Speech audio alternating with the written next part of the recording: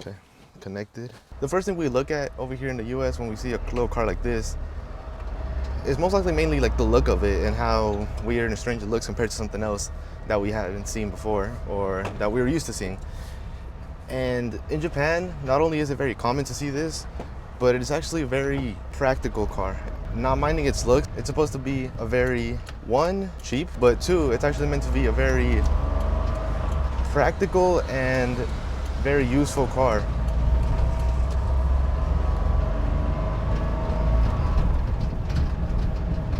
The functionality of it is very good. You can do many things with it. You can go camping, you could haul things, you could carry things.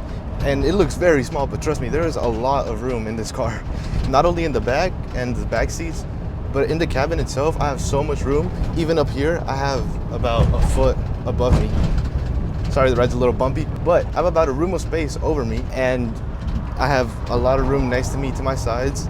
I feel like I'm not crammed up at all. My legs are very comfortable, and it's a very natural position to be in. This one in specific actually has power steering. And if you guys didn't know, these cars in Japan are meant to avoid taxes in a way and to save a lot of money. A very economic car. And this one specifically, even though it was meant to be that, it has power steering, it has AC, it's two-wheel drive, it's a 5-speed, and it's a very comfortable vehicle. The looks could be arguable, but I think that they actually look really good, especially when you add stuff like this. This one in specific is the Street 5 version, so it has the green decals on the side. You guys already saw that video, maybe, if you saw the previous one. But as I said, this specific example has that power steering, 5-speed, and it also has AC. So it is not missing a lot of amenities that you'd think it would. Many K cars actually don't have AC, but this one does. And that's mainly because it is not the base trim model, it is one of the higher trims, which is the Street 5, as I mentioned. I think that this car is very good for this, just cruising around, looking very cool, by the way, and very, very enjoyable. Everyone's gonna turn heads, and they're gonna ask you what it is. And that goes for most K cars, but even something like the Beat, which you should have seen that I drove. That car, although very small, it doesn't look too strange to the point where it's like, wow, you know, like it looks very weird. It's mainly just that it's small, but this one, you don't really see this over here in the States. The cabin is over the wheels, kind of that European type of look. It's really, really tall and not very wide either.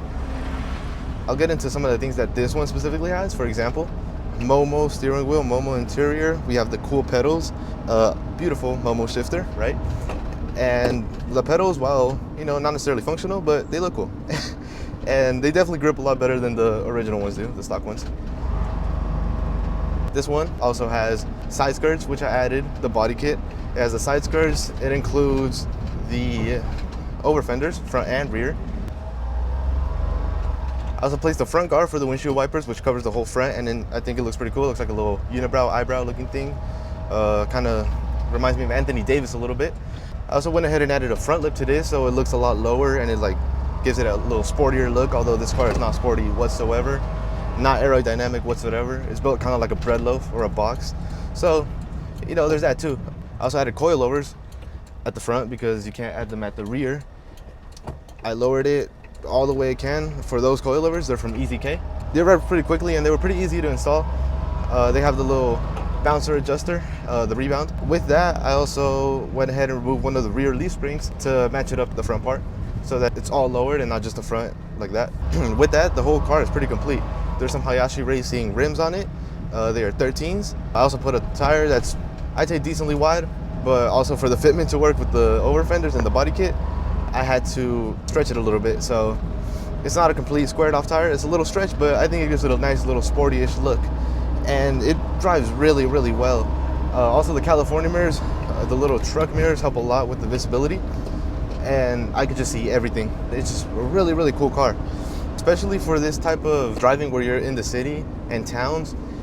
I think that's what it's perfect for, which is realistically what it was made for in Japan. You know, it wasn't meant to go on the freeway, although some people take it on the freeway in the last lane, and they kind of abuse the motor a little bit, I'll say, but it'll do it. And at the end of the day, it's gonna keep going until it dies. So you kind of get that Honda reliability there. A very unique experience that you don't get with anything else. It's not fast, it's not quick, but it's fun.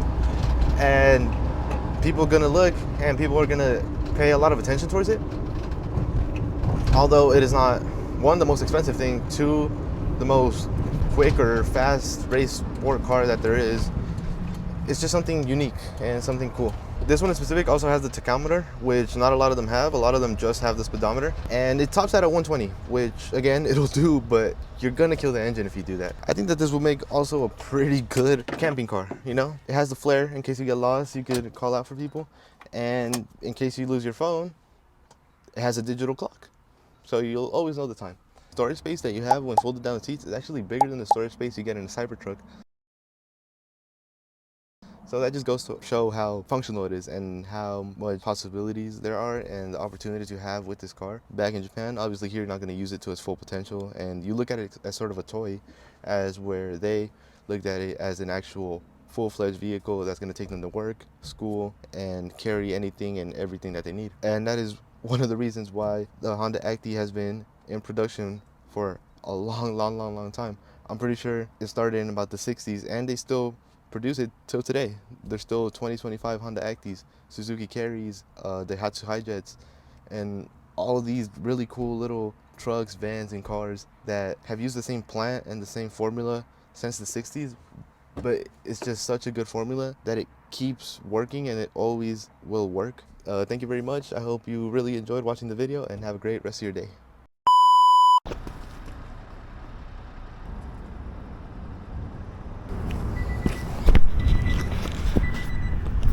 All of that just for a shot, huh?